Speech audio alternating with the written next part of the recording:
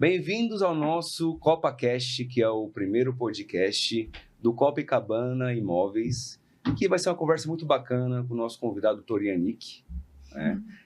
E hoje estamos aqui para falar uns assuntos muito importantes para a gente poder destravar imóveis, que é exatamente ali aquela pequena dica que a gente busca no dia a dia para conseguir oportunidades boas, o que a gente vai fazer. Nesse momento, né, vamos conhecer cada um aqui, né? Eu, Samuel, do Copacabana, sou engenheiro civil, investidor no Rio de Janeiro e hoje atuo muito auxiliando outros investidores a conseguir também imóveis, desde a ideia ali inicial, onde investir, e até anúncio feito, galera começar a rentabilizar esses imóveis. Aqui está a Lu. Sou a Luciane, administradora, também investidora em imóveis e tenho 7 imóveis na Zona Sul e Centro. Depois dessa aí fica até difícil. Vai lá, Elton. Então, eu sou o Elton, integrante aqui do Copacabana. Sou que cuido da parte de processos, de operação. Então, esse é o ponto forte aí. Vamos que vamos. E o Elvis ali. Eu sou o Elvis, integrante do Copacabana. Fico mais nos bastidores justamente porque faço parte aí da nosso ecossistema que ajuda a financiar tudo isso que acontece com a Copacabana. E agora, né, a cereja do bolo, Dr. Yannick Roberts. Olá, bom dia, boa tarde, boa noite, prazer. O único que não está de camiseta preta, ainda estou de azul, estou aqui trazendo uma harmonia de cores.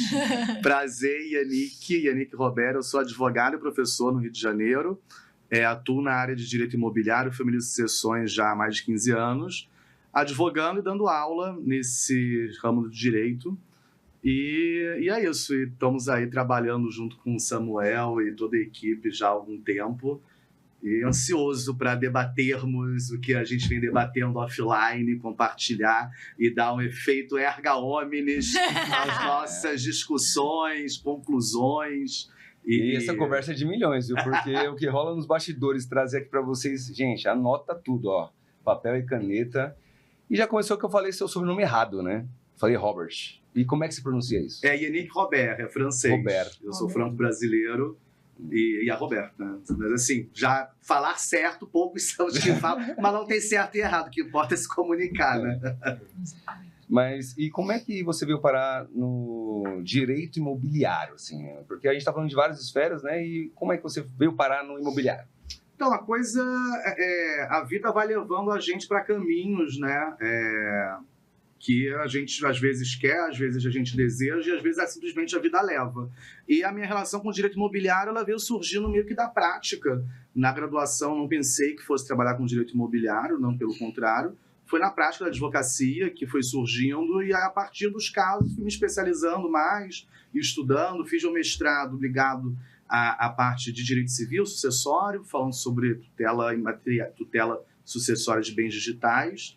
E 15 anos trabalhando, advogando, dando aula sobre isso, já dá uma bagagem aí para muita história, muitas operações acontecidas e muitas ainda por acontecer, se Deus quiser. Não, e algumas histórias, galera, vocês vão conhecer hoje, assim, são histórias que são inacreditáveis, dignas de filme, assim, enfim. E puxando um pouquinho de como a gente chegou aqui, né, assim como o Dr. Yannick, né, nós não somos, pelo sotaque, percebe-se que não somos do Rio de Janeiro, somos de São Paulo. E a ideia de investir em imóveis surgiu há muito tempo atrás, né? Surgiu ali nos anos 2017, 2018, só que a gente estava começando a vida profissional ali, não tinha condições de chegar, né, nessa esfera da nossa vida. E depois de muito trabalho, com muitas histórias que em outro podcast vocês vão saber, né? A gente conseguiu, ano passado, comprar o primeiro imóvel em Copacabana, que era um sonho antigo nosso. E o legal é que a gente conseguiu documentar isso no perfil _Novos Destinos, tá? Que ali mostra a nossa vida um pouco nos bastidores, digamos assim. E ali a gente foi documentando cada dia os processos, onde a gente escolheu investir, onde a gente encontrou os imóveis, valores, como que a gente fez a obra, dia a dia.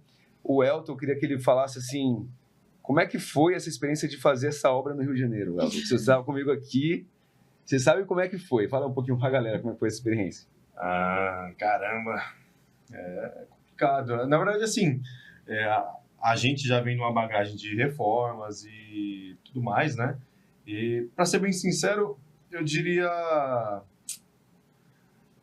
caótica. Caótica, mas acho que no geral, pela experiência, pela bagagem que a gente já tinha, a gente já sabia as dificuldades que as obras elas teriam, né, ao longo do tempo. E foi uma obra que eu lembro que a gente travou acho que com 30 dias, né? Acho que era o objetivo da obra. A gente conseguiu atingir mais ou menos o objetivo e foi um grande aprendizado. Acho que com grandes problemas, inclusive aí fica a dica para vocês aí, se tiver algum pedreiro para indicar aí, a gente tá precisando. Mas é isso, acho que foi uma obra complicada, muitos problemas, mas no final das contas é o que a gente sempre fala. Problemas vão existir, isso é inerente, né? E a diferença é como a gente trata eles, né? Acho que é o grande ponto. Né? É que gosta de um problema do Dr. Yannick, né? É quem chora e vem de lenço, né? Mas eu falar de aprendizado, só uma coisa assim que você falando, eu lembrei, uma coisa que eu aprendi com vocês, cariocas, né? Aproveitar mais a vida. Porque lembra, o primeiro dia que eu fui pra obra, eu saí de casa às 8 da manhã, bonitinho ali, andando nas ruas de Copacabana, tudo fechado. Falei, gente, São Paulo já estaria, né? Falei, gente, é feriado hoje, eu não sabia. As lojas abrindo só 9 da manhã. Eu fiquei parado lá, sem fazer nada, marquei com o pessoal 9 da manhã na obra. Que horas que você acha que apareceram, Lu? Você que está experiente com isso. Que horas que o pedreiro de Copacabana Rio aparece na obra? Lá para as 9h30, 10 horas, e às vezes se enrolou, foi para outro lugar, e aí chega às 11. Chegou 11 horas. 11 horas, não almoçaram. Achei, nossa, o pessoal, né, arrepiando, não tem hora de almoço. 3 da tarde, ai, vai começar o trânsito. Vamos ter que ir embora. Ficou das 11 às 3 da tarde. E parou a 1 para almoçar. Não parou. Esticou para ir embora mais cedo. Deu sorte. Mas assim, no começo você fica meio assim, né? Caramba, mas aí você vê que as coisas acabam acontecendo no tempo que tem que acontecer, né? Você tem que meio que se adaptar às situações. E eu acho que deu para entender um pouquinho do que a gente passou, né? E com vários problemas que aconteceram, desde obra, né? Desde procurar apartamentos, lidar com corretores também, foi um aprendizado muito grande. Não à toa que até eu tirei meu Cresce por causa disso, para tentar evitar algumas etapas, né? Dependendo de terceiros, que eu tive ali um probleminha jurídico, né? Em uma compra de um dos apartamentos, eu tive um problema jurídico e aí eu achei que eu ia perder 40 mil reais de sinal que eu tinha dado, porque o corretor simplesmente virou um dia e falou: você está demorando demais para ele decidir e vou considerar como você desistiu da compra. Aí eu, meu Deus, o que vai acontecer agora? E aí... Vale lembrar que nessa época, eu falava pra você, viu, o Samuel, ele quase ficou careca, viu? Você via ele assim, ó, se coçando, cara. Pois nessa é. época aí, ali. E aí foi quando surgiu, aqui ó, esse garotinho aqui cerejando o bolo, que uma naturalidade. Mandei mensagem, lembra disso? Mandei mensagem desesperado, ele, calma, relaxa. E aí, você lembra desse momento? Eu lembro, estava até pensando aqui, vocês se apresentando, lembrando como é que eu comecei efetivamente no pensado, como que eu comecei efetivamente no mercado imobiliário. E foi justamente por aí, pessoas comprando coisas no Rio de Janeiro, no Brasil, por ser francês, muita gente de fora que acaba procurando, tem alguém que fala a minha língua, para explicar que o Brasil é complicadíssimo, né? O sistema registral do Brasil é algo complexo, né? Não adianta você pagar e assinar o contrato. Se você não registrar, não é dono. E assim, para quem já comprou, transitou por imóvel, é simples de entender, mas para quem não, é dificílimo de entender, assim. Como que você faz para entender? Você pagou, assinou a escritura, não é dono. Aí você vai, negocia, vou comprar, tem uma coisa diferente. Mas não. Então, assim, tudo sempre é um caos, né? Tudo sempre é calma aí, como é que vai ser. Então, assim, tem que respirar e ir com calma, resolvendo. Acabamos concluindo, deu tudo certo, né? Graças a Deus. Mas, assim, aconselha-se, né? Fica uma dica para ver antes, né? Não chegar para o advogado com o problema feito. Se você tiver antes, aí você já organiza o problema, já sabe quais são os problemas, vai se organizando. Mas ainda assim, tudo tem jeito, né? Deu tudo certo, perfeito, ninguém teve prejuízo e tudo fluiu. E esse ponto do Yannick abordou agora é muito importante do antes, justamente porque a gente teve a nossa primeira situação de compra de imóvel, que foi muito bem assessorada e deu muito certo.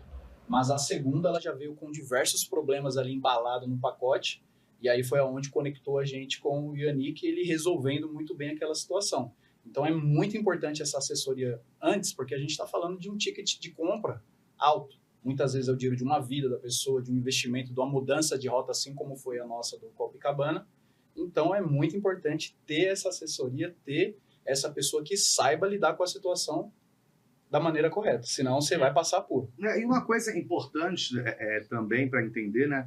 O investimento imobiliário, as transações imobiliárias fogem um pouco da lógica econômica, de uma lógica cartesiana. Vou comprar isso porque faz sentido. Nada tem que fazer sentido, assim, faz sentido para as pessoas que estão envolvidas. Então, às vezes, a pessoa na venda também, assim, que está se desfazendo imóvel, tem uma questão emocional por trás, tem inseguranças, né? Às vezes é o bem de toda a vida, e aí a pessoa que está intermediando, né? Que está fazendo a intermediação, o corretor, não consegue captar, quando sai um pouco do usual, né? Daquele feijão com arroz que a gente chama, e aí o barco, você sente, às vezes, dá uma desgovernada quando tem uma desconfiança disso. Mas eu acho que assim, é muito de entender as pessoas, né, que estão por volta, né? Qual é o projeto de quem está comprando, qual é o projeto de quem está vendendo, e dentro disso entender, e aí eu acho que o papel, né? E aí vocês que estão passando para o outro lado da mesa, né, ajudando as pessoas a fazerem isso,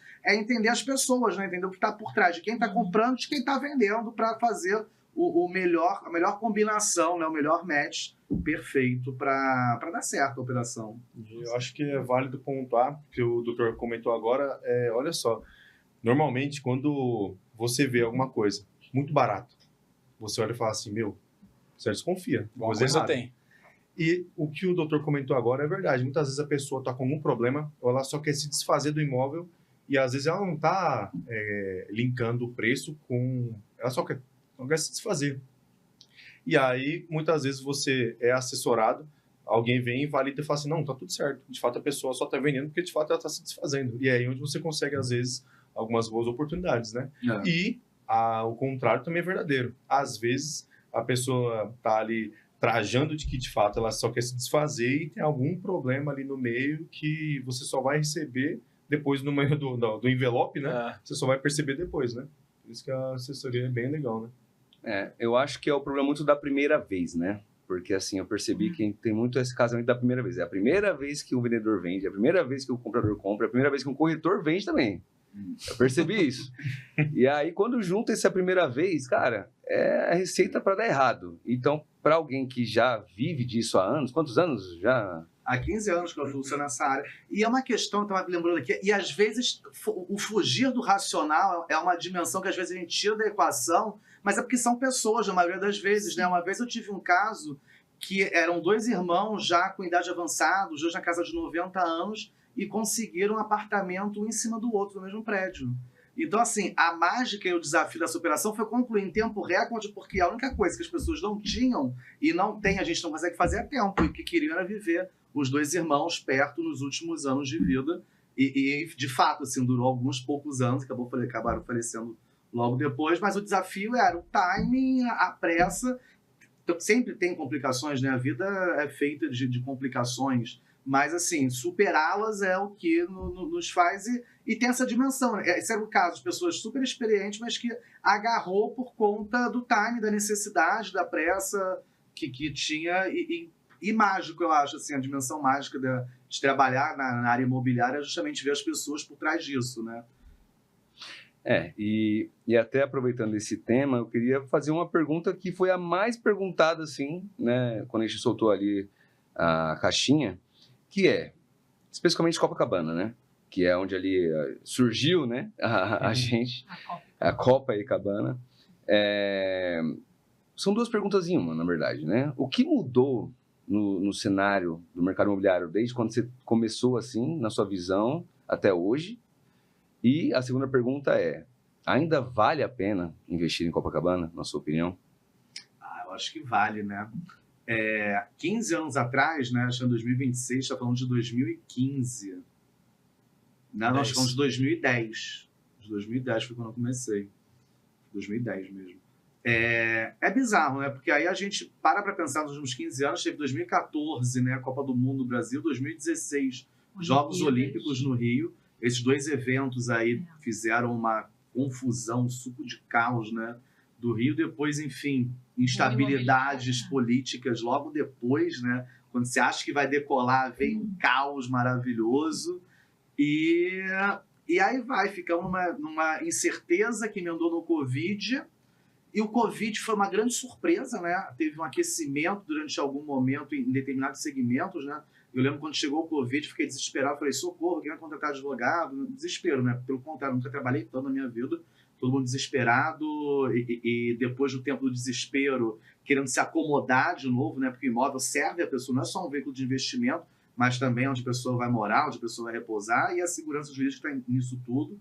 E aí você vê a modificação das pessoas, e agora o cenário pós-pandemia, o Rio de Janeiro, principalmente, está se revelando o destino querido, né, de muitas pessoas. O turismo no Rio de Janeiro tá uma coisa assim, cada ano que passa a gente fica surpreendido com a quantidade de pessoas que moram em Copacabana.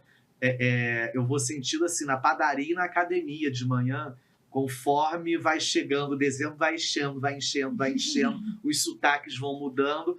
E no início eu sentia que esvaziava. Depois de um tempo, assim, ficava com menos, você escutava menos sotaque, não só de fora do Brasil, como de fora do Rio. Mas agora, do ano passado, ano retrasado, você já não vê mais essa baixa, né? Você vê, fica menos caótico. Né? Eu acho que hoje em dia você vê que está menos caótico, mas continua cheio, continua com turismo. Então, esse boom, né, do turismo no Rio, que está impulsionando, pelo menos a Zona Sul, né? Copacabana está explodindo, né? É uma loucura o preço para alugar, para comprar, é meio assim, sem compreensão. E assim, o turismo é da nossa geografia, né? O Rio de Janeiro é pequenininho, né? Não era para ser construído, do lado da mar, do outro lado da montanha, aterrou, metade que a gente tem está aterrado. Então, assim, o espaço é pequeno, limitado, é bonito, né? É agradável, a pessoa é simpático. Todo mundo vai querer, né? Todo mundo quer estar aqui, todo mundo quer ter um pedacinho, é agradável. Olha os paulistas aqui, né? O que a gente tá fazendo aqui, né? Ele tá falando aí, eu só tô pensando... Você tá falando de mim, né? Então, eu tô ficando... Não é carioca também, né? Eu sou carioca. Não, e interessante que você falou de Copacabana, né? Que agora não parece que não tem uma oscilação de turistas. Eu também, que não moro em Copa, moro em outro bairro, que é o Flamengo, também começo a perceber que tem turista no Flamengo. Eu falei, gente, o pessoal tá vindo para outras áreas do Rio também. Carnaval, vi muito. E eu falei, gente, caramba, o inglês está aqui, o alemão, que eram, né, o turista acabava ficando em outros bairros, né? E agora eles estão meio que... É um movimento, né? Vai indo. Porque já tá muito caro aqui, aí você vai expandindo. Vai expandindo. E realmente o Rio de Janeiro, e também com os eventos, né, que a cidade está proporcionando, né, de todo ano um show na praia de Copacabana, né? Ano passado foi Lady Gaga, tivemos já Madonna, esse ano com Shakira. Então, assim, o Rio de Janeiro também está muito famoso. Além dos prêmios do Oscar que estamos ganhando, o Brasil está num momento bom. Shakira, e o Rio acaba sendo o foco, né? E só para te responder a segunda parte que não respondi, se vale a pena ainda investir ou não, obviamente que vale, porque a capacidade de turismo a gente é subaproveitado, né? Eu acho. Se compara com cidades europeias que recebem 10 vezes mais turismo do que o Rio de Janeiro, a gente não tem muito espaço para crescer. E tem uma coisa louca no mercado, né? Que ao mesmo tempo que você vê Copacabana, Ipanema, Leblon, bairros que estão super precificados às vezes, né? Você vê apartamentos sendo vendidos com preço do metro quadrado, uma coisa surreal, assim, incompreensível. Mas se está vendendo é o preço, né? Se alguém está vendendo, alguém está comprando, o preço é esse da operação. Mas você ainda vê discrepâncias, né? Você ainda vê diferenças, não só, cada vez menos, né? Nessa zona nobre, né? Nesse filé mignon da Zona Sul, digamos assim, e você sai um pouco disso, você começa a ver zonas subprecificadas, né? Que ainda você tem o centro da cidade todo que está num processo de ebulição e construção e pensamento. Aí tem aquela região Glória, Catete, Largo do Machado, que também está... Você falou, quando eu morei no Flamengo, você não via turista nenhum, 5 anos atrás. Hoje em dia, não, você já vê, já tem prédios específicos de estúdio sendo construídos. É fascinante ver e viver isso legal, aqui no Rio. Eu adoro. Na verdade, então, acho que eu queria falar um pouquinho sobre esse assunto. Aproveitar aqui que eu acho que é bem interessante. A resposta é que vale em Copa e não só em Copa, pelo visto, né? Uhum. Fora de Copa também. Dá pra galera, então, assim, ó, olha pra aquela câmera ali e já fala uns bairros, assim, pra galera ficar de olho. que você acha assim, você que vive disso. E acho que vai ser uma conversa legal de vocês dois, porque a Lu tem apartamentos no centro. Sim. E você Tem no Flamengo. tem apartamentos também no centro. Eu tenho. Meu escritório financeiro também investi num apartamento que transformou o prédio em comercial em misto. E aí, com meu sócio, a gente conseguiu pegar uma sala comercial, ou seja, precificado a preço de sala comercial no Rio de Janeiro, no leilão. E aí, no leilão existe uma possibilidade de você dar um lance parcelado. E aí, o edital estava de sala comercial e na minha pesquisa eu descobri que o prédio era um prédio misto. Então, a concorrência estava abaixo, não teve lance e eu tinha dado o meu lance parcelado, que você paga 30% na entrada e o restante, 25% na entrada, perdão, e o restante em 30 meses. E aí a gente deixou essa oferta lá, ninguém deu lance no leilão, levamos a sala e aí fizemos uma obra de reforma para adaptar para o comercial, né, para o residencial, e agora vai entrar aí na temporada com uma equipe ótima que eu super indico para gerenciar, assim que instalarem a internet, né, aguardando, né, prestadores de serviço na nossa cidade maravilhosa. Então, assim, aí foi uma venda que apareceu numa oportunidade, assim, foi um leilão numa venda parcelada, uma coisa específica no centro da cidade, tem 2 anos, assim.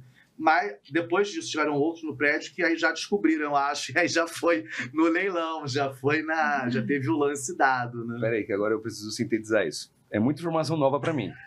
Calma. Um suco de informação Ó, ali. galera, já... caneta e papel agora pra vocês, ó. Primeira coisa, centro. Leilão já. Então, centro, Isso. né? Porque centro, na minha visão de centro de São Paulo, por exemplo, aqui, era totalmente comercial. Então, na verdade, você tá falando, você pegou uma sala comercial de leilão, que eu nem sabia que dá pra fazer isso, e conseguiu parcelar esse leilão e agora vai virar residencial? Isso, então, no caso específico, a convenção do condomínio, ela prevê que os prédios, a ocupação, as unidades podem ser tanto residenciais quanto comerciais. Então, não tem uma vedação legal, né, da convenção do condomínio, nem da prefeitura, de transformar a sala comercial em residencial. No caso, a convenção permitia e assim foi feito. E assim um monte de gente está fazendo. Foi uma surpresa. Quando eu mandei entregar a cama, o cara estava entregando mais 3 camas naquele prédio. É um prédio que tem quase 1000 unidades no centro, muito comercial, eu sempre conheci comercial. E foi uma grande surpresa, assim, ver que está aquecido, está acontecendo, tem preços baixos, está acontecendo. E assim, o centro de São Paulo, né, você vê que está sendo super revitalizado, está transformando, novos prédios surgindo. Agora, o nosso centro aqui no Rio de Janeiro é a beira-mar, né? Pelo amor de Deus, assim, não tem... É um argumento, assim, que bota fora qualquer coisa, é a beira-mar. Então, assim, como que isso não é o lugar mais disputado, os lugares mais disputados? Você tem prédios belíssimos, uma arquitetura linda, você tem um urbanismo que foi refeito em 2016 e está sendo repensado agora. Então, acho que, assim, tem uma área com super potencial de valorização e de modificação mesmo da relação da pessoa com a cidade, né? Assim, eu vivo sendo da cidade há 20 anos, né? Desde a época de estágio, e a gente vai vendo ele se transformar, assim, é bem interessante essa parte do centro, né? Eu tô bem fascinado com isso, mas obviamente não se compara, né, ao preço de centro com o preço de Copacabana, de Zona Sul, mas a possibilidade de crescer... Comércio tem. Comércio tem, Você assim, pode falar qual foi a valorização em percentual do seu imóvel? Assim, depende, assim, descontando a obra que a gente fez 100% já, assim, do preço do mercado. Dobrou contando a obra, assim, acho que conseguiu uma margem muito boa, assim, mas... Anota, galera, anota. Mas, assim, posso ser polêmico? Eu posso ser polêmico com você aqui, porque eu acho que você gosta de uma polêmica. Sempre. Porto Maravilha. Qual que é a sua opinião? Porque eu já vi na internet que tem opinião de tudo que é jeito. Mas eu gostaria de uma opinião sua, assim, pessoal, talvez. Eu tenho a minha, depois Pois eu fiquei na dúvida naquilo ali. Eu acho muito interessante, assim, revitalizar aquela região. Eu acho que é mágico, precisa. A gente tem déficit habitacional. O transporte público no Rio é horrível. Então, assim, para que ter 3 horas de transporte do centro se você tem um monte de lugar vazio no centro para construir casa para a pessoa morar? Na hora, quando surgiu, cheguei a pensar em talvez investir alguma coisa, Mas aí eu vi um comentário de alguém, eu não vou, se você lembrar, eu citaria para dar a fonte, mas falando, gente, o Rio de Janeiro tem tanta coisa pronta, que você vai inventar coisa que está construindo, assim? Vai no que já está pronto, que está subdimensionado, que é mais fácil. Então, assim, foi essa a estratégia que eu fiz, né? Que o meu dinheiro para investir é limitado, né? É fruto de honorários, trabalho, né? E aí, aos poucos, a gente vai, eu falei, acho que tem um fundo de razão nisso. Eu não quis esperar para ver aquilo acontecer. E até porque esses prédios novos, né, do Porto Maravilha são construções novas. A primeira fase até agora. Os retrofits estão sendo anunciados agora. Tu vai estar ali na Caixa, anunciou que o foco dela, a partir desse ano, é retrofit. Que é muito mais sustentável você aproveitar o que já está construído, né? Então, assim, esse projeto do Porto de construir prédios novos num lugar onde nunca teve residência causa um pouco de arrepio, assim, pensar, e primeiro, onde é que vai comer, onde é que vai ter mercado, toda essa infra que não tem, é muito sem nada para você construir, e os lançamentos imobiliários, né, estão sendo precificados já em preço de venda final, né? Antigamente que você via preço de lançamento, você vai ter uma valorização eu lembro no início, em 2011, gente comprava apartamento da planta, quando estava pronto já tinha uma valorização de 20%, 25%, né? Pelo menos uma galera que comprou no Porto Maravilha chegou a ter, eu acho, mas agora está meio que estacionado ali, acho que todo mundo está vendo no que vai dar. Então, assim, eu não sou a priori contra, mas assim, para mim, no meu modelo, acho que é apostar muito caro em que muita coisa tem que dar certo, e considerando o Rio de Janeiro é maravilhoso, mas enfim, tem 10 anos que as obras do Porto Maravilha aconteceram, aquela região você não pode passear à noite, o Moral do Cobra já está todo destruído, não foi construída uma cafeteria ali, não tem uma padaria, não tem nada, assim. Teve ano passado um turista saindo do desembarque do porto levando um tiro. Então, são coisas que dá 10 pés atrás, assim, para quem está pensando em mudar para aquela área, em fazer. Mas, sem sombra de dúvida, eu acho que está vindo, e está vindo por esse movimento, né? A gente vê que alguns edifícios já icônicos, que estavam abandonados no centro, estão sendo retrofitados, né, para unidades residenciais. Então, eu acho que vai vir por aí. Eu acho que não vai vir do centro para pegar o movimento para lá, né? Porque a geografia do centro vem lá, do centro, a ponte, achando que vai vir por ali. Eu acho que não, vai demorar uns 20 anos, vai construir o estádio do Flamengo, vai ter aquilo todo. Agora, dali, né, onde já tem Lapa, Glória, que já existe, essa transformação acho que acontece antes. Essa eu quero ver agora também. Eu acho assim, o centro mesmo, o coração do centro já está com muita oportunidade. Ainda tem oportunidade no centro. Então, é a mesma coisa que o Enem falou. Talvez eu não iria para o Porto Maravilha esperar para ver o que seria daquilo, sendo que o centro ainda tem muito prédio misto. Tem alguns prédios que eram só comerciais, mudando a convenção para transformar em residencial ou deixando misto. Já tem esse movimento sendo feito no centro. Então, tem muita sala ainda que está sendo vendida com preço bacana. E aí você pode optar para ou quero comercial ou quero residencial, mas aí a convenção já permite. E também é uma excelente oportunidade de não ter depois problema de, quando você quiser fazer um aluguel de temporada, que a gente também sabe que tem alguns condomínios, quando são muito residenciais, de acontecer uma proibição, né? E aí no centro eu acho que diminui muito as chances por ser comercial, né? Por ele ser misto, ele tem os dois serviços. Então a proibição já não teria como. Então, é interessante também por esse viés. Bom, você vê que o Rio tá bem aquecido, muita oportunidade. Sabe uma coisa que eu observei, cara? Na verdade, quem está assistindo esse podcast, esses cortes aqui, cara, é quase pegar da fonte, porque eu vejo o brilho nos olhos do Yannick falando do Rio de Janeiro aqui, cara. Que é tipo assim, cara, o Rio de Janeiro tá aqui, a oportunidade tá aqui. A precificação e o que você vem falando aqui, comentou, é verdade. É um lugar extraordinário. A parte da segurança tem aí uma fama, assim, mas essa região aqui, assim, né? A gente anda... Eu diria que o pessoal de São Paulo vai criticar aí, mas falar para você, viu? A percepção de segurança, para mim, é melhor aqui do que em São Paulo, do que centro de São Paulo. Você não consegue andar com o celular na rua. E aí, olha só, você vê a beleza, uma segurança, assim, aparentemente ok. A subprecificação, você comentou também que já existem coisas feitas e o pessoal quer buscar inventar reinventar a roda? Não existe, né? Acho que, de fato, é aproveitar que existem oportunidades já de mercado aqui para cima, né? E o preço, de fato, você comentou, o seu imóvel você comprou e já dobrou do preço. Mas você hoje, você talvez venderia? Talvez não, porque o preço de reposição não vale a pena. Então, às vezes, de fato, vale a pena ficar com ele, trabalhar com ele com Airbnb, ir buscando novas oportunidades do que desfazer, porque pelo que parece, a tendência é que essa precificação ela se mantenha e aumente, né? É a percepção que eu tenho. E tem um charme do cheirinho de mar, né, no centro do Rio. No final da tarde sobe o cheiro de mar mesmo, né, da maresia. No centro de São Paulo tem um cheiro também. É outro, no caso. É quase a mesma coisa. Mas, o Elvis, queria que você contasse um pouquinho pra galera como é que foi sua experiência nos últimos meses na procura dos nossos próximos imóveis aí em relação a preço. Tá parecendo que você tá comprando o quê? Fala aí pra galera, pra eles entenderem o que tá acontecendo aqui no Rio. Excluindo as brigas que acontecem? Pode até incluir as brigas também.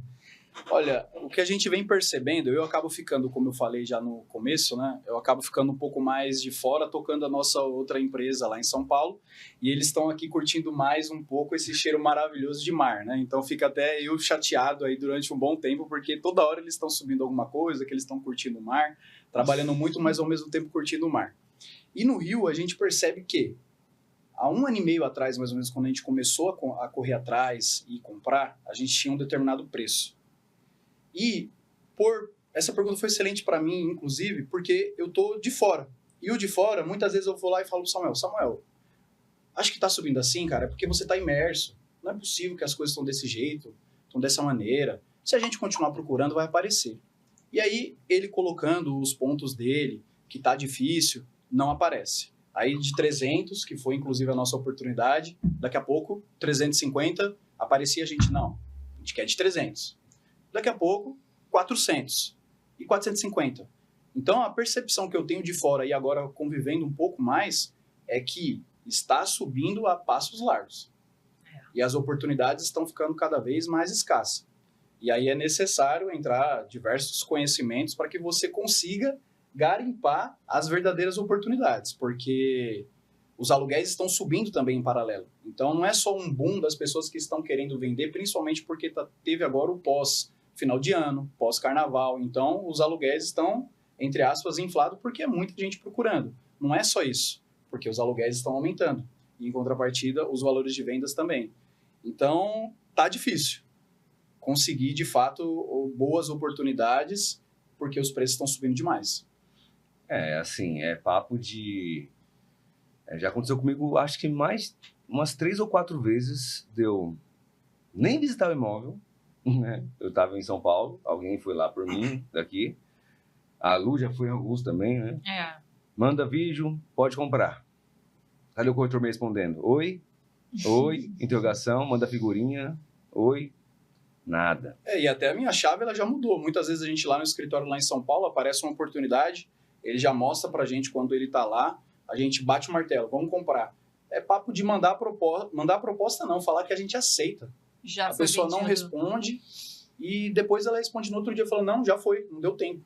Então, se não tiver imerso, se não correr atrás, não fazer a visita, já bater o martelo e já vir com sinal, com maleta de dinheiro, não adianta que vai embora o apartamento, está incrível. Esse recorte, né, de apartamento, de estúdio, um quarto, é o mais difícil, porque no Rio não tem muito, né? Ainda tem isso. Não tem muito prédio em Copacabana que foi feito, tem muito apartamento grande, você tem pouco pequeno.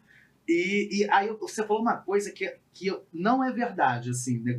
Eu fico esperando passar Réveillon, Carnaval, que vai diminuir o preço. Mentira, nunca diminuiu. Desde que metendo por gente, vendo relação imobiliária no Rio, a gente, é Carnaval, é Ano Novo, mas até agora eu não vi diminuir depois dessa época. Mas o investidor fica achado. Pois acha, mas assim, eu falo, gente, não adianta esperar nada não, vai só aumentar. Esse ano a gente está com, sei lá, mais de 10 feriados prolongados, né? Então, assim, tá todo mundo querendo comprar esse apartamento pequeno, que é o sonho de você empreender e ter um quarto de hotel, né? Que vai estar sempre cheio. O Rio de Janeiro é uma cidade que sempre vai ter coisa acontecendo. E aí você está disputando, né, apartamento pequeno, de quem quer investir para a temporada, de quem mora sozinho, que quer um espaço para morar bem localizado. É pouca gente é muita gente para pouco imóvel, né? Não, e às vezes a pessoa também nunca pensou em vender o apartamento, mas opa, agora tá um momento bom para vender também. Ó, olha, meu apartamento tá valendo R$500 mil agora. Às vezes a pessoa também olha como uma oportunidade para fazer a venda Sim. nesse momento. E assim, a proposta que você tem que mandar agora no anúncio é maior do que está anunciado, para você conseguir comprar, que aconteceu comigo o oposto. Anúncio, 400 mil, aceito, cadê a conta para fazer o sinal? Mandei a documentação para o Enic, óbvio, né? Óbvio, tudo ok, quero. Ah, o proprietário aceitou uma proposta de 410. Gente, esquece ética, não tá tendo, não tem essa. Eu fui na Caixa, quase assinei tudo lá, desistiram da venda porque apareceu alguém com uma oferta melhor, tá? Então, tá acontecendo leilão, literalmente, em apartamentos normais, tá? E por falar em leilão, o que você acha? Ótimo Um leilãozinho, assunto, né? que perguntou bastante, Samuel, vocês não fazem leilão, trabalham com leilão de imóveis, e aí? Leilão na Zona Sul. Pois é, Copacabana. leilão. O que é leilão, né? Além leilão? desse leilão que já está acontecendo. O pessoal quer saber na Zona Sul, Na em Zona Copacabana, Ipanema, A gente até Leblon. conversou sobre isso, né, em outra ocasião. Eu acho que assim, leilão na Zona Sul, nesse padrão, até R$1 milhão, esquece.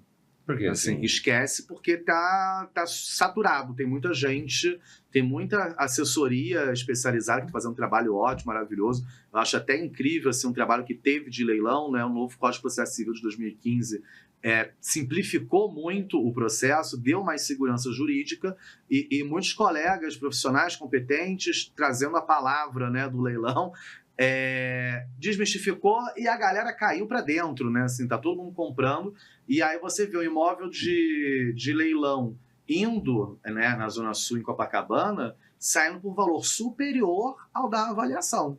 Eu tenho visto isso diariamente. Lá no meu escritório a gente manda imóvel também para leilão por conta de execução de cota condominial e muitos saem com valor acima da avaliação. E assim, por mais que tenha simplificado, tenha acabado, né, em segurança jurídica, você ainda tem um risco procedimental, né? Às vezes, por mais que você não corra risco de perder o seu dinheiro, às vezes, no leilão judicial entre você botar a grana no processo e receber a chave do imóvel, pode passar um ano. E aí é até complicado ver, tem gente que está comprando apartamento da vida e botando, de certa forma, um risco, né, de time que aí... E aí, como é que você vai ficar durante um ano para receber o dinheiro de volta, caso tenha algum problema, você vai conseguir receber, vai. Ou receber a chave. Então, isso aí, enfim, é outro ponto. O ponto esse mercado está saturado. Então, assim, até R$1 milhão eu não tenho visto sair nada interessante na Zona Sul. E, inclusive, falo com meus clientes, quem procura, falo, esquece, nem procura. Assim, vale a pena, de R$1 milhão para cima, talvez comece a ter algumas coisas interessantes que a disputa vai diminuindo. Assim, tirando isso, você tem um mercado de leilão muito forte rolando, né? Acabei de contar um exemplo que eu comprei com o meu sócio, foi num leilão, né? Um leilão que não rolou, né? Não teve oferta, e aí minha oferta parcelada foi aceita na forma do processo civil. E aí, se você sai um pouco desse eixo, né, de Zona Sul e vai para a Zona Norte do Rio de Janeiro, vai para a Baixada, você consegue ter oportunidades, tanto em leilões extrajudiciais, né, de retomada de alienação fiduciária da Caixa, Itaú, Santander, dos bancos, quanto leilões judiciais. Que aí a disputa, né, tá melhor, você está licitando com menos gente, aí você consegue ter umas margens, né, que todo mundo, vou comprar pela metade do preço, né, todo mundo quer. Quando eu falo, Yannick, quando apareceu para venda assim, me avisa, né, eu fiz para todo mundo, né, mas você tem que correr atrás para poder procurar. E não adianta, vai aparecer na Zona Sul, Copacabana, um conjugado por metade do preço, oferecendo no leilão sem problema. Não vai, né? Não vai. Inclusive, se aparecer, a gente tá comprando. Não vai, não vai. Quem viu vai comprar. Inclusive no centro também, hoje em dia, já vai ser bem mais difícil. Eu participei de um leilão no centro e ele acabou subindo. Eu falei, eu vou até tal preço.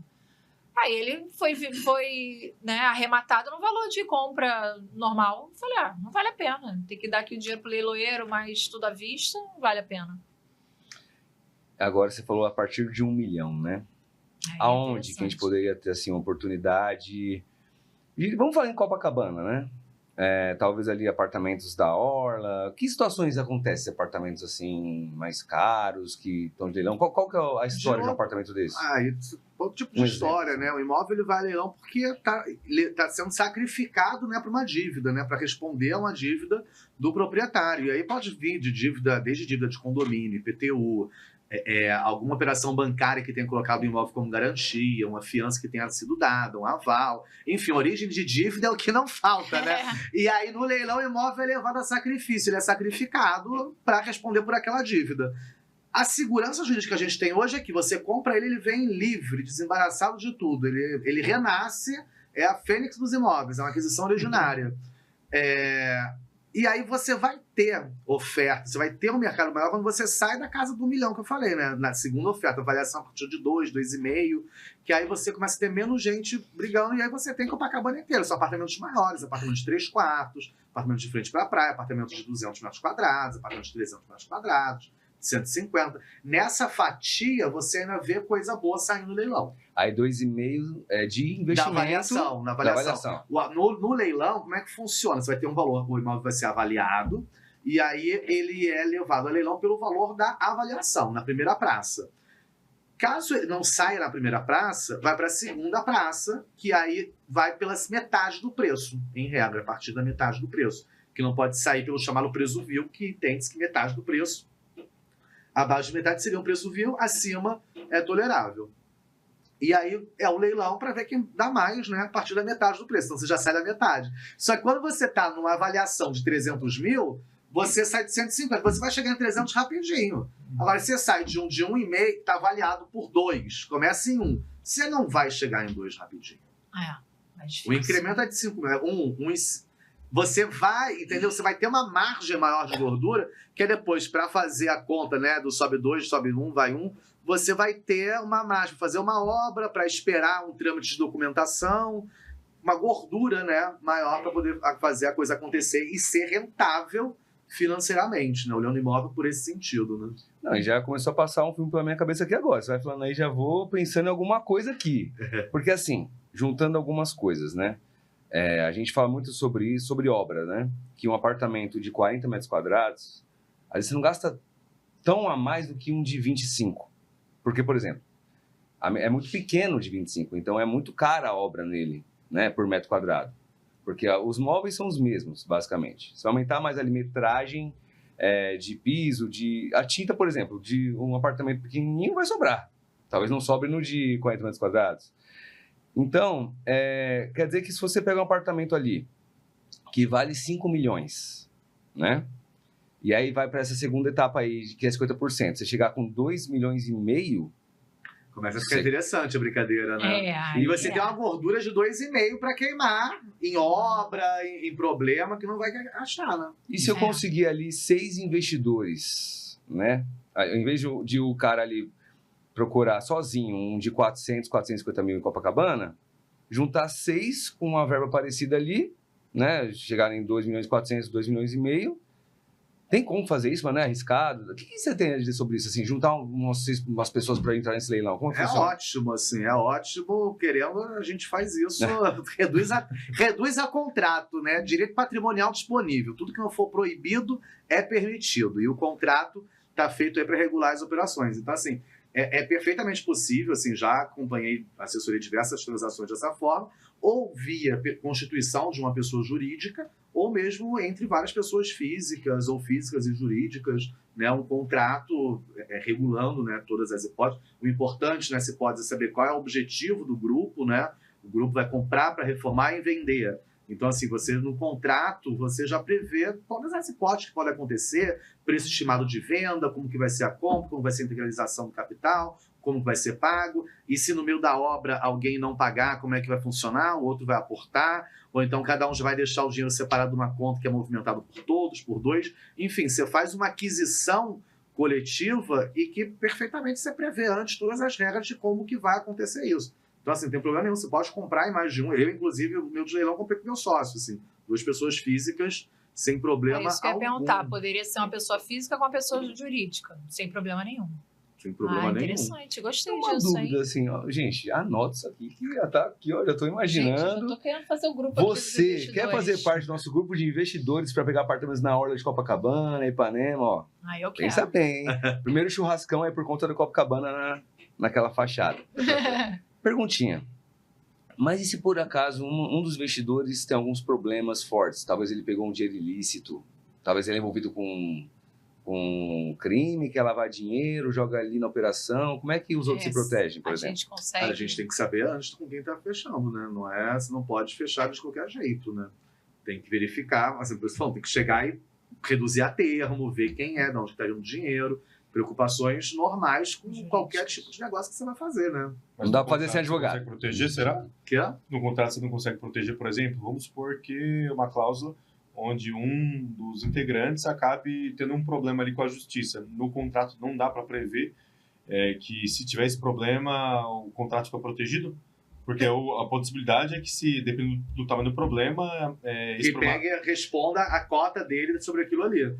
Sobre a cota. Exato, sobre a parte que ele tem, porque é patrimônio da pessoa, né? Então, assim, isso você vê tanto numa análise prévia, né, do grupo que você vai fechar, de quem vai investir isso, quanto até documentalmente. Você pode constituir pessoa jurídica, né? Você pode tentar blindar o patrimônio que está sendo investido junto, você pode fechar uma sociedade em conta de participação também, com sócio ostensivo, sócio oculto.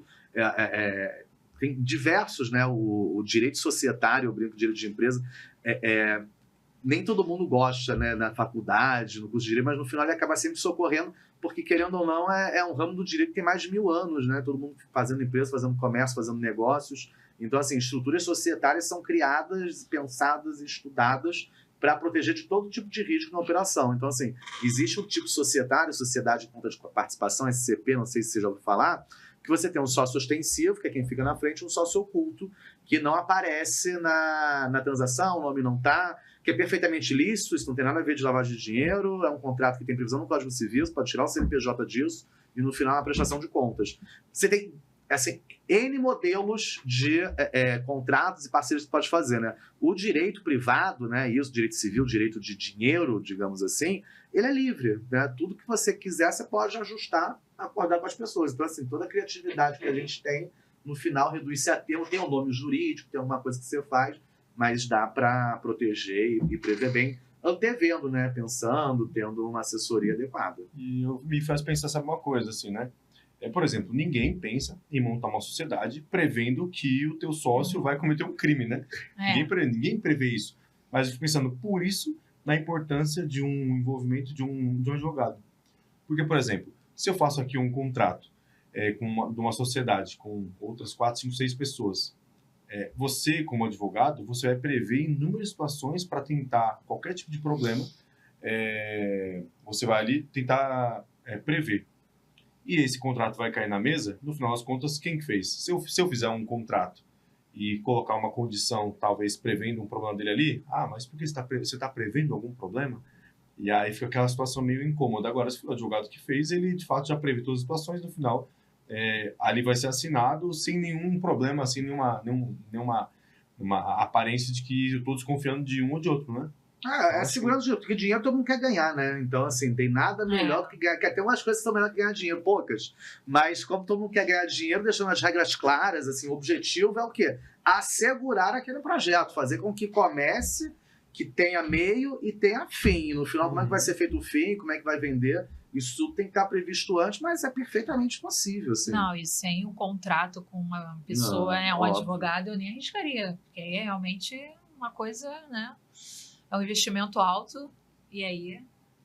Já sonhamos alto aqui, hein, galera? Eu já tô querendo participar desse já temos quase um grupo aqui de investidores. Olha, já mais um. A gente tá faltando. Quem quer participar? Ó, quem quer sentar aqui naquele lugar ali para fechar já o grupo? E sabe uma coisa que vale ressaltar aqui, Samuel, que eu gosto muito, que eu assim, acho muito legal do doutor, né?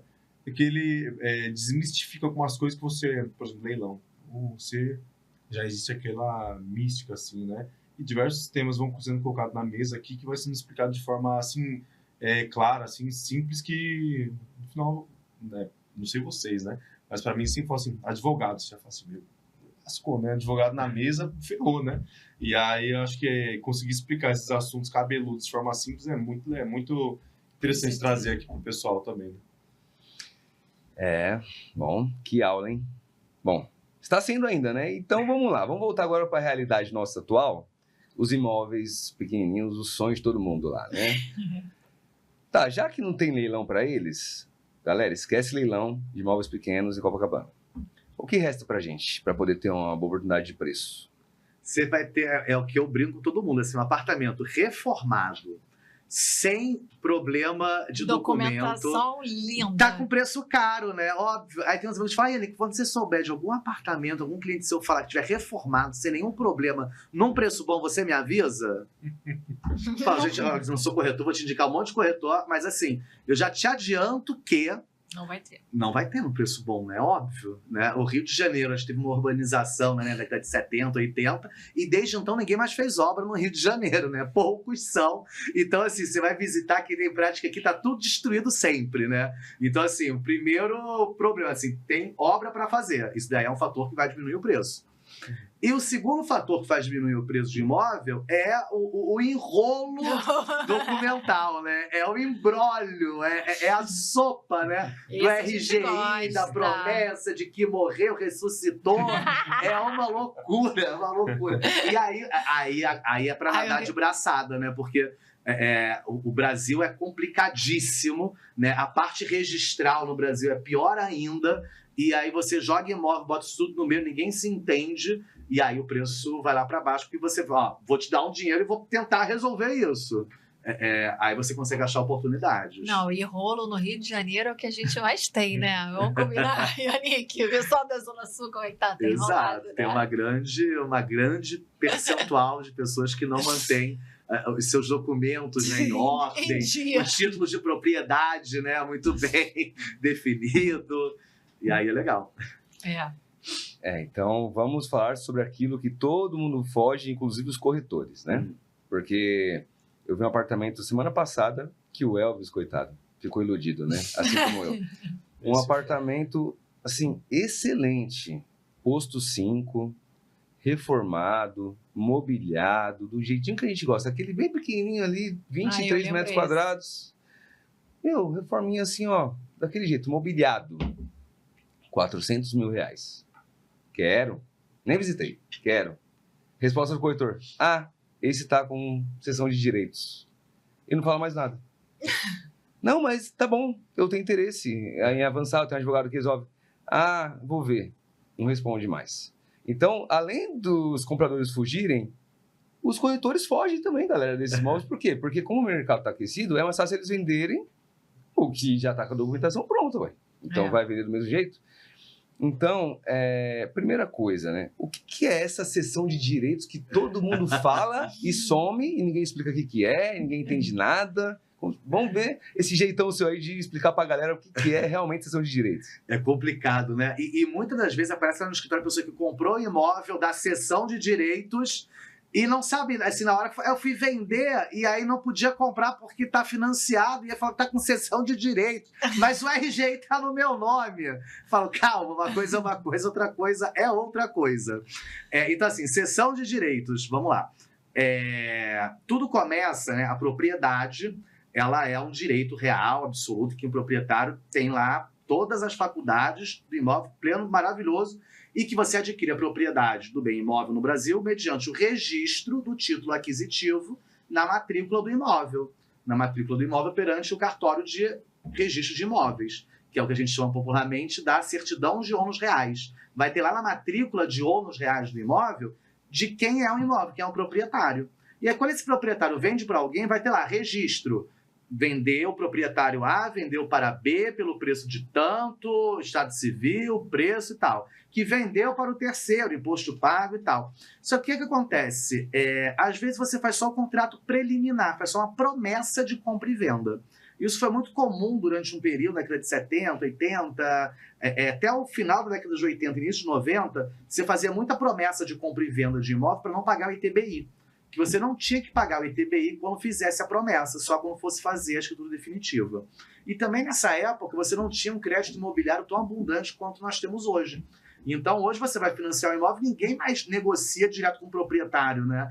É raro você ver, vou financiar lá no escritório, às vezes fala, vamos financiar direto, em vez de pagar junto com o banco, vamos fazer o meio termo e fazer como os incas faziam. Que aí como é que é? Você faz uma promessa de compra e venda, uma promessa irretratável de compra e venda, e você vai tantas parcelas e vai pagando, né? Muita gente fez isso durante muitos anos. Sim. E começa aí. A promessa de compra e venda, para você tem lá a escritura, você faz por escritura pública, pagou, sei lá, 30% do preço, 40% do preço, e o restante você vai pagando parcelado, já recebeu a chave, registra essa escritura de promessa de compra e venda na matrícula do imóvel, e vai. O tempo passa, o tempo voa, terminou de pagar, não falou nada, tá nem aí. Quando você lembra, não acha mais quem te vendeu para fazer a escritura definitiva, porque você tem só a promessa, né?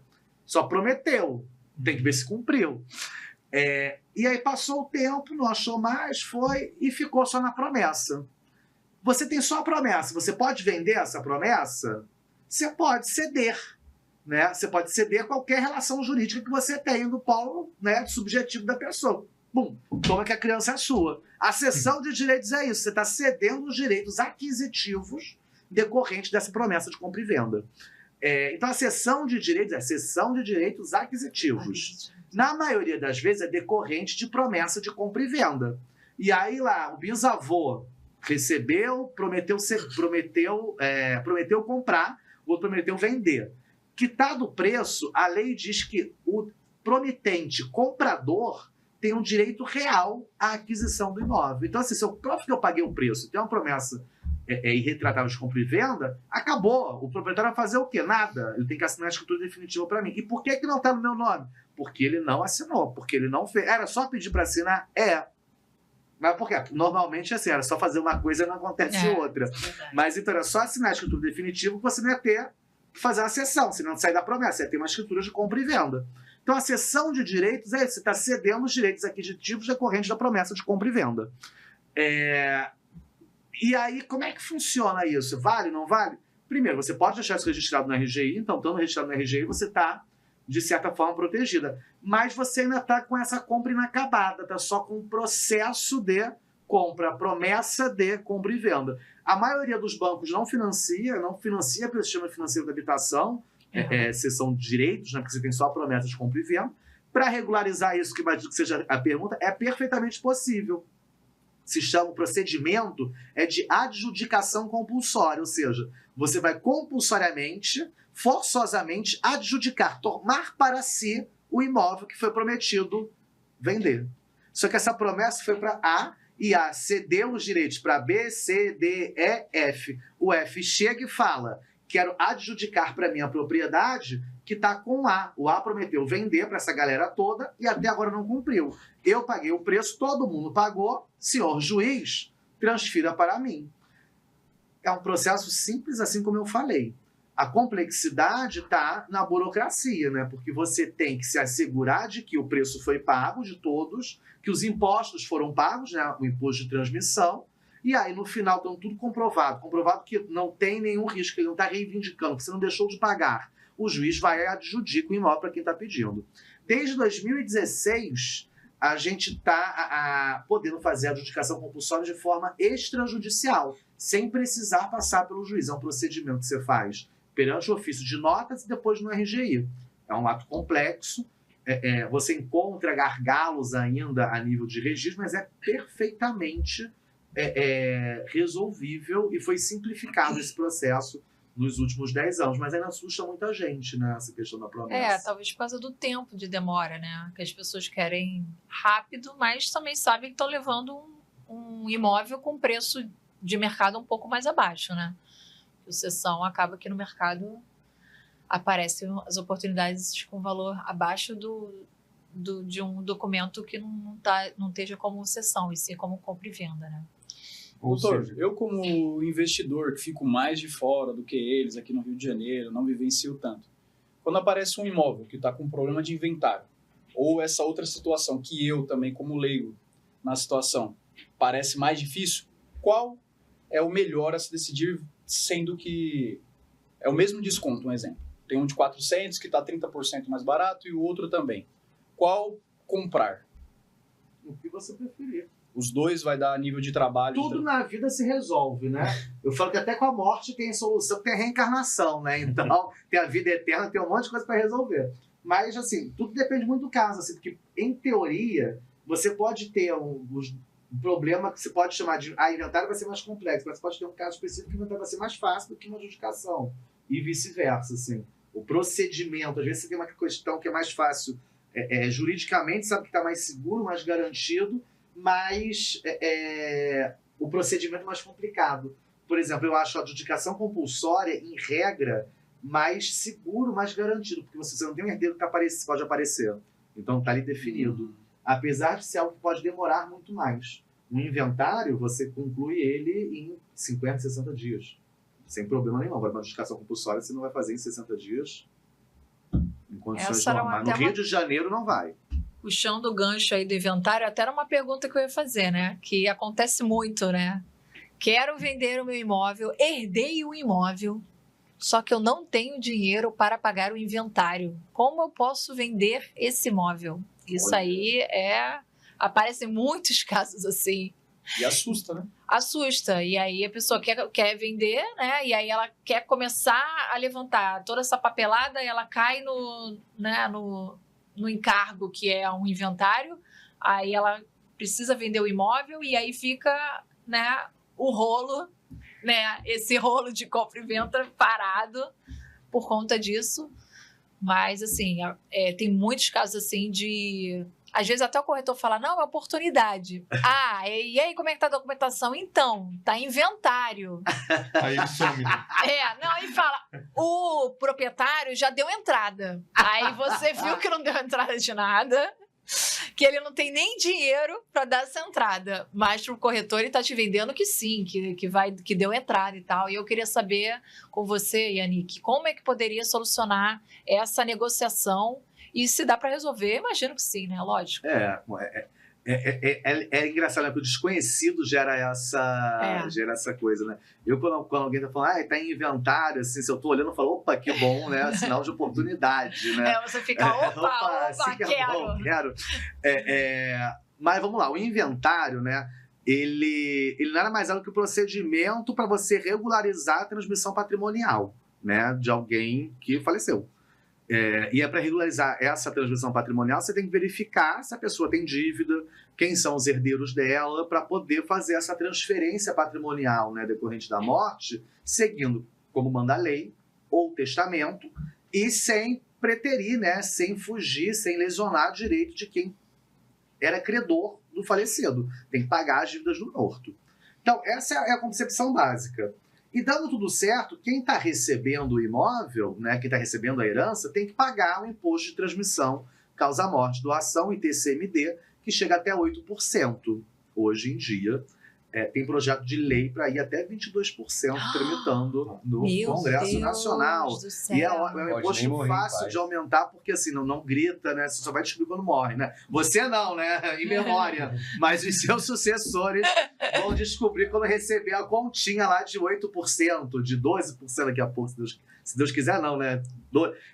Tem países que chega a 40% o imposto de herança. Não é algo surreal, não. Na França, nos Estados Unidos depende. Até 1 milhão você tem uma isenção, e depois você sobe até 40%. A França também se chama progressivo em relação a isso. É algo... Mas assim, se tudo lá tá assim, por que aqui não vai? Então, assim, tem que pensar também em engenharia, mas é outro assunto, né? Mas é caro. A questão é caro. E às vezes a pessoa recebe uma herança, é um apartamento que morou a vida inteira e tá lá, não tem um dinheiro para fazer o inventário, aí não paga o imposto, aí depois o condomínio fica muito caro, parei de pagar, e aí como é que eu vou resolver? Tudo é resolvível, né? Porque é dinheiro. O problema é dinheiro, então assim, o que você tem que fazer? Garantir que a compra se dê da melhor maneira possível, que tenha segurança. Então isso pode entrar numa negociação, né? De uma maneira que seja boa para todos, né?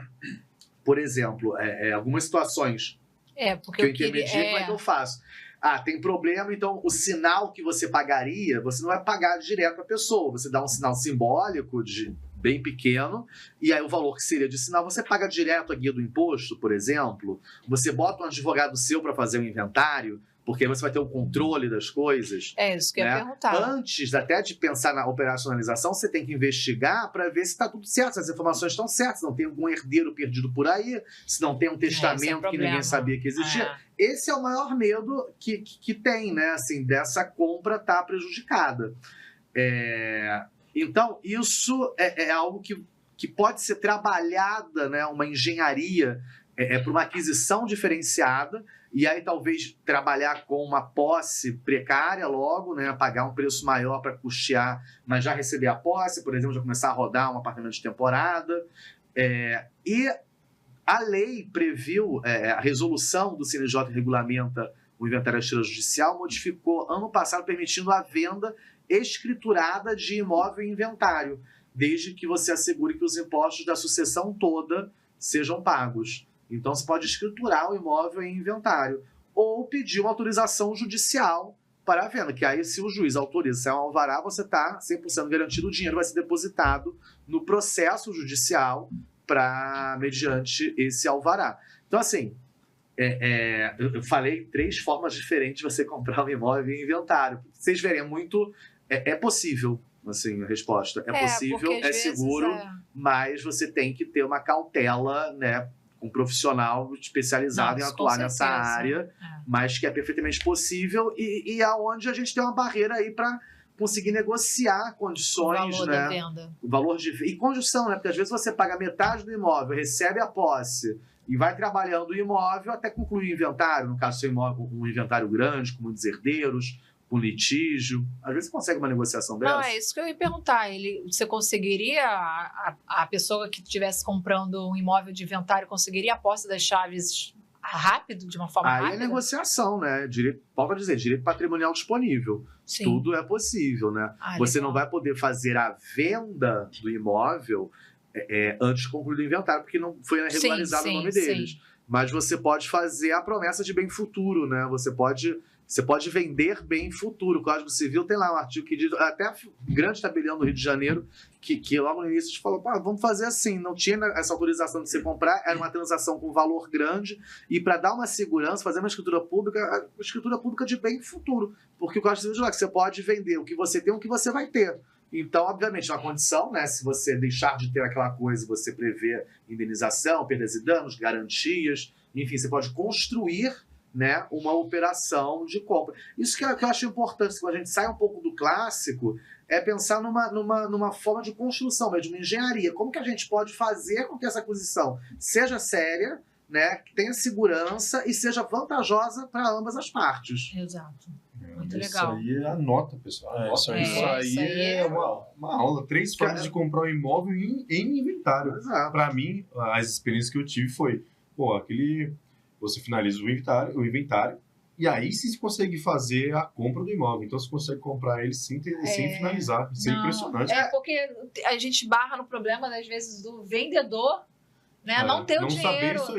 Não ter o dinheiro para. E ele precisa vender o bem, só que ele não tem o dinheiro para fazer todo esse custo, né, do inventário. E ele é alto. 8%, né? Do valor do imóvel. É um valor, dependendo do valor do imóvel, muitas vezes isso é muito comum, porque às vezes até o provedor da própria família foi quem faleceu. Exato. Então a família perdeu o fluxo de dinheiro que entrava na família para resolver as coisas. Aí a pessoa herda um patrimônio que muitas vezes é custoso de manter, e aí como faz? Aí vai virando a bola de ela problemão. Precisa se livrar dele.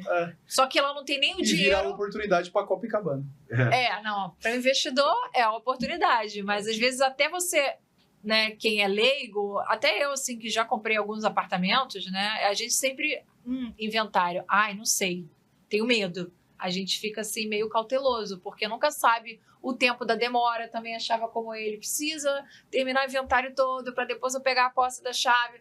Às vezes, nesse tempo todo, eu dou um lance em outro apartamento que está com a documentação ok e soluciono.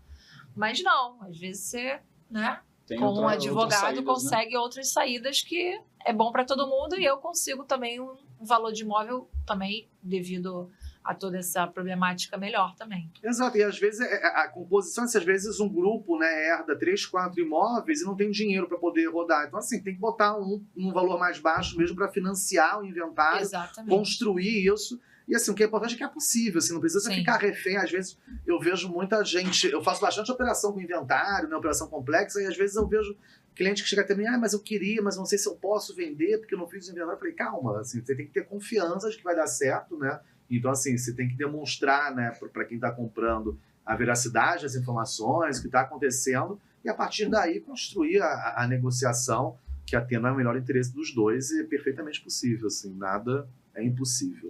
Uma dúvida simples aqui, que eu acho que o senhor vai tirar de letra, mas o que eu pensei aqui, no meio do inventário, apareceu lá uma pessoa que não estava...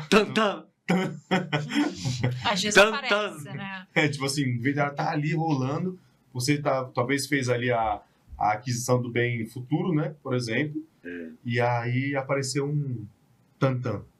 Como é que funciona na prática? Isso é de fato curiosidade mesmo. Aí depende. Pra quem não entendeu o que é tantã. Surge um herdeiro preterido. Linguajar interno fica complicado, né? Vai lá, explica. O herdeiro preterido, ele tinha uma amante, tinha uma companheira, tinha um filho. Para. É, casos de família aqui também tem também, né? Cara. Copacabana. Chama Márcia Goldschmidt, né? Casos de família. Cara, aí depende, assim, é uma pergunta muito abstrata, né? Mas já aconteceu comigo, inclusive no caso do inventário, às vésperas.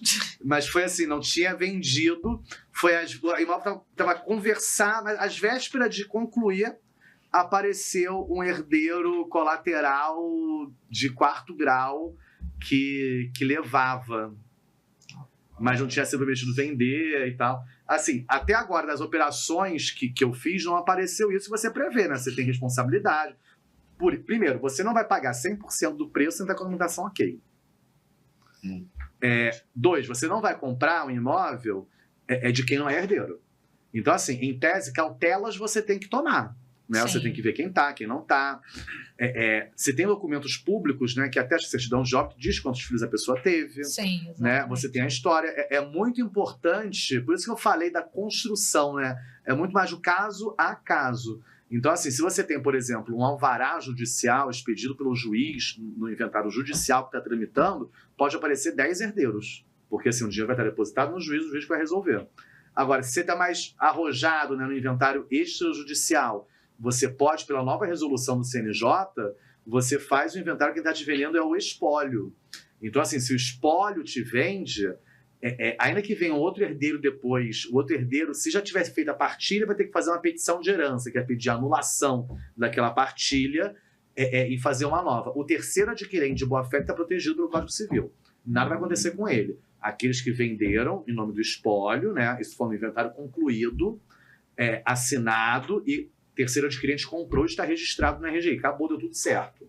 Ela depois apareceu. Ei, eu era filho. Sinto muito, fale com os seus irmãos, fale com a madrasta, vai anular, ele vai fazer uma petição de herança, anular a partilha e vai brigar por dinheiro em relação a ele. Em relação ao bem que foi vendido, registrado no terceiro adquirente de boa-fé, nada acontecerá. Então Entendeu? Estamos registrados. E aí, enfim, você tem milhões de problemas que, se eu for botar tudo que for possível, ter de problema, ninguém faz mais nada, né? Nem sai de casa. A gente está pensando muito no lado do comprador. Eu queria que o doutor desse um recado para aquela pessoa que acabou de herdar um bem e está sem dinheiro, né? Ou que ela tem essa situação familiar, tem alguma inconsistência, alguma coisa ali que ela se assusta e ela acaba ali realmente simplesmente se desfazendo do imóvel, né? Porque ela faz uma conta. Eu vou simular uma venda aqui, eu perco 6% de comissão de corretor. E aí perco lá mais 5% ali de honorários advocatícios. E às vezes eu nem conheço advogado, achei em qualquer lugar, me indicaram assim, não sei se vai dar certo, estou receoso. Qual que é o recado dessa pessoa? procurar um advogado para poder desenrolar um problema dela, né? Assim, para poder ter uma... Às vezes as pessoas ficam com medo, né? Sem nem saber qual é a dimensão, né? O que tem que fazer. Aí, às vezes chega... Aí você junta os dois, né? A sessão, o pai que tinha a sessão, que era o cessionário, falece. Aí você tem a sessão com o inventário, você tem o próprio centro espírita formado. Pode ser, né? A sessão e o inventário, né? Inventário, ressurreição, a Páscoa tá chegando. Herdei um apartamento de sessão, ferrou. Mas tem jeito, né? Tudo tem jeito, assim. Primeira coisa é entender qual é o seu problema, né? Assim, às vezes as pessoas acham que tem um problema e o problema é menor do que você acha que é. Então, assim, daí a importância de você procurar, né, profissionais, né, bem qualificados, que estão no mercado, para poder entender, ver qual é o meu problema. E aí, segundo, como é que eu posso resolver o meu problema? Você vê uma lista de problemas que pode resolver. Então, assim, eu até brinco, assim, bastante, uma coisa que a minha mãe me falou uma vez que marcou, assim, problema dá em gente, não dá em poste, né? Então, assim, a gente não tem que ter medo, receio dos problemas que acontecem com a gente. Eu acho que isso daí vale uma missão, né? Não tem problema de medo de problema, que o problema tá aí. Mas a gente tem que pensar como vai resolvê-lo, assim. E não tem problema nenhum ter problemas, né? Então, muitas das vezes eu vi muita operação dar errado do cara... não vou falar que eu tô com problema. Vou dizer que não tem inventário. Já vejo, não diz que é inventário, não. Alguns corretores falam, não, o corretor disse que não é inventário. Aí o cliente que vai comprar me contrata, disse que tá tudo bem, tudo certo. Aí eu digo, então, manda no RG. Não, meu pai não, mas tá tudo bem, eu já tô... Não tá tudo bem. Que é muito pior, porque aí você, quando tá pelo lado de quem tá comprando, você é uma calça riada, porque aí acabou. O primeiro contato que você vai ter com a pessoa é de confiança quebrada. A partir daí, eu não acredito em nada que a pessoa falar. Eu vou fazer a maior diligência que eu puder fazer, porque assim, é procurar pelo em ovo. Que é diferente da pessoa chegar, olha só, eu estou vendendo meu imóvel, eu tenho um problema de inventário, o imposto de transmissão custa tanto, eu tenho um advogado que já vai fazer, está aqui o contato para tirar todas as dúvidas jurídicas, tem um parecer aqui dizendo quais são os problemas de desdobramentos, eu sei que isso aqui pode ser vendido dessa forma, que vai custar tanto para regularizar, isso vai ser descontado do produto da venda. Isso passa uma segurança para quem vai comprar. Com certeza. Quem vai comprar quer segurança, quer botar a cabeça no travesseiro tranquilo, saber que aquele dinheiro está sendo bem gasto. Então, assim, o vendedor, ele tem que preparar essa venda dele, né? Ele não pode achar, vai esperar acabar o dinheiro para te pagar condomínio e IPTU para ele leilão. Aí ele vai levar 2, 3 anos para receber o que sobrar do leilão, porque não tem isso, né? Nova para leilão, para você receber o que sobrou, vai levar metade de uma vida. Então, assim, prepara a venda, entenda, seja transparente e legal, porque assim, problema todo mundo tem, é explicar como você vai resolver o problema, né? Acho que isso é uma coisa que o senhor comentou aqui, aí agora, que eu fico pensando, olha só, que o vendedor, por exemplo, o corretor, né? Ele vai captar um imóvel. Vai chegar um imóvel, como o senhor falou aí, né? Ele está com um inventário, por exemplo. A tendência é que o corretor, ele ou deprecie o imóvel, ou ele nem queira captar o imóvel, não vai querer dar sequência. Só que quando o vendedor ele tem essa percepção, esse preparo, esse entendimento de que não é um bicho de 7 cabeças, ele acaba acalmando, às vezes, até o próprio vendedor, né? Ou até o próprio proprietário, né, do imóvel ali, e consegue conduzir a venda e, muitas vezes, talvez tirar uma margem maior, porque o proprietário que está ali com aquela pendência na mão, ele vai olhar, talvez ele deprecie o imóvel, porque ele não sabe como resolver aquele problema, e quando ele chega com um corretor que tem ali o conhecimento para conseguir conduzir a venda, ele não vai precisar depreciar o imóvel, talvez ele consiga vender ali sem muitos problemas e muita dor de cabeça, né? É tudo uma parceria, né? Eu acho que assim, o corretor ele tem que entender e trabalhar, e ter um advogado para chamar de seu, né? Eu acho que assim, no Brasil, em geral, todo mundo tem que ter um advogado para chamar de seu, né? Eu preciso de um advogado para chamar de meu, para eu prazer. Porque é meio que isso, né? Assim, eu tenho 15 anos de experiência atuando nisso, dando aula nisso. Até hoje chega coisa nova que eu nunca vi na vida, assim, na prática, porque é infinito o estoque de criatividades, a mais no Brasil.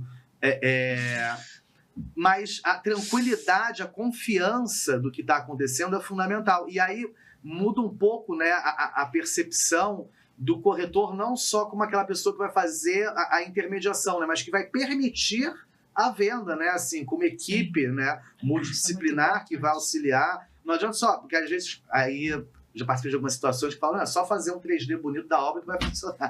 Não é só fazer um 3D bonito da obra que tudo vai funcionar, né? Você tem que entender como é que você vai fazer essa obra. Então, assim, em relação à documentação, a mesma coisa. Não adianta chegar antes de fazer o inventário, tá tudo feito. Não, como é que você vai fazer esse inventário? Qual é o valor? Tem dívida? Tem herdeiro? Assim, não adianta você imaginar o 3D da obra vai ficar bonito assim, não. Como é que vai ser? Ter uma viga, né? Você vai ter o pedreiro que vai chegar às 11 da manhã, quanto tempo vai demorar essa... É mais ou menos, né, a mesma coisa. E são os dois grandes problemas, né, que você vê em imóvel, né? Ou tá destruído, ou tá com problemas de documentação. Quando tá os dois juntos... Nossa, é maravilhoso. Todo mundo foge, a gente não. E é maravilhoso para todo mundo, eu acho que assim... E a minha experiência do vendedor, de quem tá vendendo, quando você chega com muita clareza e fala, olha só, o imóvel, em condições normais, vale tanto. Você tá com problema de documentação, para resolver vai custar tanto. E tá depreciado, vai custar tanto para resolver. Para eu resolver isso aqui tudo, além desse custo, eu tenho que ganhar alguma coisa, né? Porque tempo é dinheiro. Então, assim, eu não vou pagar o preço cheio menos o custo. Eu tenho que ter uma margem. Exatamente. O cara entende, o cara quer vender, quer resolver o problema dele, pegar o que sobrou e seguir a vida, fazer outra coisa, ter outro investimento e a roda girar. Então, assim, a gente perde muito tempo na vida, né? Tentando fazer de uma forma como eu acho que assim, a clareza, a transparência, a sinceridade são ferramentas assim que nunca saem de moda, né? Exatamente. Bom, galera, estamos caminhando para o último bloco aqui nosso e passou rápido, né? Nossa! Que aula! Eu queria fazer assim perguntas e respostas rápidas aqui para você. Pode até aprofundar em algumas se você achar interessante, mas vamos lá. Então, as perguntas interessantes que mandaram para a gente aqui agora, que vamos ler. O dono assinou o sinal e faleceu. O que eu faço? Nossa, essa Antes de entrar no telefone resolvendo exatamente essa situação. Ah, é? Enfim, vai seguir. Todas os sucessores, né? Os herdeiros, eles sucedem ao vivo. Então vão receber o imóvel com essa promessa de venda. Então, vai ter que seguir a compra e venda. Então, assim, o sinal está assinado. A pessoa faleceu depois, tem que fazer um inventário, né? Vai ter que ter o espólio. O que é o espólio? É a massa patrimonial do falecido, que é organizada pelo inventariante. O espólio vai ter que honrar essa obrigação. E como é que ele honra a obrigação? Fazendo a escritura definitiva de compra e venda em nome de quem está comprando. E quem está comprando vai pagar o dinheiro para o espólio. Assim, não tem problema nenhum. A venda pode ser concluída e ela tem eficácia, né, contra o terceiro. Essa é uma situação que não tem problema. É uma situação que assim, é normal para morrer basta estar vivo, e aí os herdeiros, os sucessores têm que responder, têm que respeitar esse sinal firmado, que é o contrato preliminar. Ótimo. Tem um quase morte aqui, vamos ver. Ó. O pessoal tá com umas tragédias aqui. Estou comprando um imóvel em inventário, mas um dos herdeiros está em coma por um acidente de carro. O que faço? Se benze. Nesse caso, você precisa de uma autorização judicial, né, para venda, porque a pessoa que está em coma, ela não pode expressar a própria vontade, né? Então, ela vai precisar nomear um curador para ela, e para dispor, né, sobre bens do curador, você precisa pedir autorização judicial. Então, nesse caso, você tem que fazer um inventário. O inventário você pode fazer de forma extrajudicial, ainda que você tenha herdeiro incapaz, desde que a partilha seja equânime. Então, assim, você faz o inventário, a primeira etapa concluída, extrajudicial sem problema, a resolução de 2024 permite, e concomitantemente você já dá entrada no pedido judicial de alienação da cota parte do interdito, né, que está em coma, que não pode expressar a vontade. Nossa. Tem jeito. Ou seja, arruma um advogado, gente. Tudo tem jeito, assim, tudo tem jeito. Não tem como, Já gente. foi. Você é advogado, como é que você não faz? tem como. Agora, isso aqui vamos ver. Alô, Serasa, hein? Alô, Serasa. Estou endividado no SPC com dívida de condomínios e PTU. Eita. Consigo vender meu apartamento? É claro, desde que as suas dívidas não superem superem o valor do imóvel, né? A grande preocupação de dívida, né, é fraudar credor. A preocupação da lei é fraudar credor. Você não pode, com a venda do imóvel, não pagar ninguém e fugir com o dinheiro, porque aí você vai estar fraudando o credor. Então, para evitar fraude contra credores, por isso que a gente pede, né, que a própria lei pede, quando você vai comprar um imóvel, as certidões dos distribuidores para ver se tem ações, se tem execução. Então, se a somatório das dívidas que a pessoa tem não supera o valor do imóvel, você pode construir a venda desse imóvel pagando as dívidas. Nesse caso, eu acompanho, tanto pelo vendedor, né, muitas das vezes quando você tem dívidas altas, imóveis altos, às vezes sou contratado antes para preparar a venda do imóvel, para justamente fazer esse levantamento da dívida, saber como é que você vai preparar, e os juros legais são altos, né? Por mais que esteja juros baixando agora, os juros legais são altos, então a gente precisa, cada mês de juros, né, você está aumentando a sua dívida de forma composta, né? Então, é perigoso, você tem que decidir como você vai resolver logo. Então, se a sua dívida não supera o valor do seu ativo, você organiza a venda e faz pagamentos direto para os credores, né? Paga primeiro a dívida do inventário, paga primeiro a dívida do condomínio, paga a dívida do IPTU, paga a dívida com o banco que está devendo e está executando, e no final, o que sobrar, você dá para a pessoa que está vendendo. Que é muito melhor do que ele esperar o imóvel para leilão. Porque se o imóvel vai para leilão, até a pessoa levantar o que sobrou, pode levar facilmente 2, 3 anos.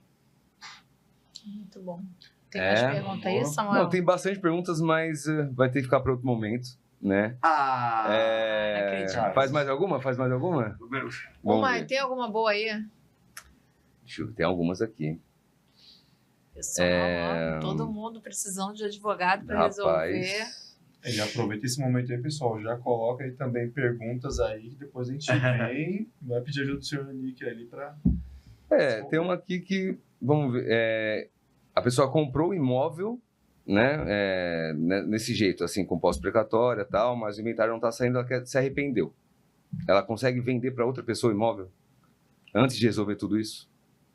Assim, em tese, ela pode ceder a posição dela, né, no contrato, mas depende da anuência de quem está vendendo. E, assim, depende do contrato que ela fez, né? Assim, se ela fez só o sinal, a regra, né, tem que ver como é que está a previsão no contrato. Porque, em regra, a previsão, se você pagou e não quer mais, você perde o que você pagou, né? A regra das arras é isso. Aí, assim, mais uma vez, depende muito do contrato que foi ajustado. Quando você sai de uma aquisição típica, né, o cara crachá, você precisa ter um contrato muito bem feito, né? Que se você deixa, assim, de um contrato pronto... Antigamente era um contrato de papelaria, né? Você tinha um contrato de papelaria, contrato de locação, contrato de compra e venda. Agora você tem um contrato do ChatGPT. Se você deixar o contrato do GPT, ele não vai pensar em todas as possibilidades de problema que pode ter tido, experiência. Por isso que é muito porque eu falei da ideia da construção e da engenharia, porque é realmente isso, é você preparar uma venda onde talvez você enxergue que não, onde você enxergava que não fosse possível. Então, assim, é possível. Vou ler mais 2 perguntas aqui. Eu vou deixar a mais difícil, assim, para o final. Bom, apartamento na Princesa Isabel por 200 mil sem habite. Vale a pena? Nossa. Vale. Vale pelo seguinte motivo. No Rio teve... Você podia abrir o apartamento, né? Você fazer o apartamento existir no RGI sem habite. Essa é uma exigência que tem uns 30 anos, mais ou menos, só. Então, quando você tem prédios antigos, você vai ter possibilidade do habite, de ter o apartamento sem estar o habite averbado na matrícula do imóvel. Então, assim, pensando nesse critério aí, Princesa Isabel, sei lá, é uma rua, para quem não é do Rio de Janeiro, que você tem muitos prédios com muitos apartamentos. Sim. Então, assim, eu acho muito pouco provável que um prédio que esteja construído na Princesa Isabel não tenha alguém de todas as unidades daquele apartamento não tenha resolvido isso ainda. Então, assim, provavelmente já estará resolvido. Vai ter esse habite em algum lugar, pode ser que ele não esteja averbado na matrícula do imóvel. Mas você consegue, enfim, você vai na prefeitura poder pedir a certidão, enfim, é perfeitamente possível. E aí, por que do habite? Porque os bancos, para financiarem, pedem um habite averbado, sob pena de não ser concedido o financiamento. Mas é possível, sim. Então, nem fala mais para ninguém isso aí, Miguel, nem para o corretor. Já compra. E a última pergunta, para finalizar, com essa reforma tributária, minha vida de imóvel de temporada acabou? Aí vou até tomar um copo d'água. Caramba. Esse negócio de reforma tributária... Gente, essa daqui vai ficar para outro podcast, mas eu queria que ele desse só uma palhinha aí desse assunto, só para ficar Na vontade. Gente, reforma tributária é pior que reformar apartamento no Rio de Janeiro, né? Tá todo mundo enlouquecido. É enlouquecido. E não tem profissional, tem nada. Tem nem ato normativo direito ainda, né? Estamos aí num limbo, né? Num limbo gigantesco da reforma, tudo dependendo de regulamento. Mas o que nós temos hoje, né? Hoje, dia 18 de março de 2026. Isso tem que estar muito delimitado no tempo, 18. Né? Porque, assim, a gente está falando, já vai ficar aí pelo tempo. Então, assim, hoje, o que tem da reforma tributária relevante para o setor imobiliário e locação de temporária? Fazer esse recorte aqui. Nós temos um imposto novo, né? O IBS e o CBS. Né? Esse imposto vai incidir em operações tributárias com uma alíquota reduzida, e vai incidir, no caso de pessoas físicas, sobre a renda obtida de locação, caso o contribuinte tenha mais de 3 imóveis e mais de 240 mil de faturamento ano. Tem que ter esses dois requisitos. Mais de 3 imóveis e mais de 240 mil ano para incidir esse imposto, que espera-se que chegue com uma alíquota total de 9%. Então, além do imposto de renda, você vai pagar o IBS e CBS com uma alíquota que chega até a 9%. Na pessoa jurídica, você comprando o imóvel pela pessoa jurídica, esse IBS, CBS, ele é obrigatório desde já. Desde já não, agora não, né? A partir do ano que vem, quando ele incidir, mas a partir da primeira, qualquer valor de receita tem que pagar o IBS, CBS.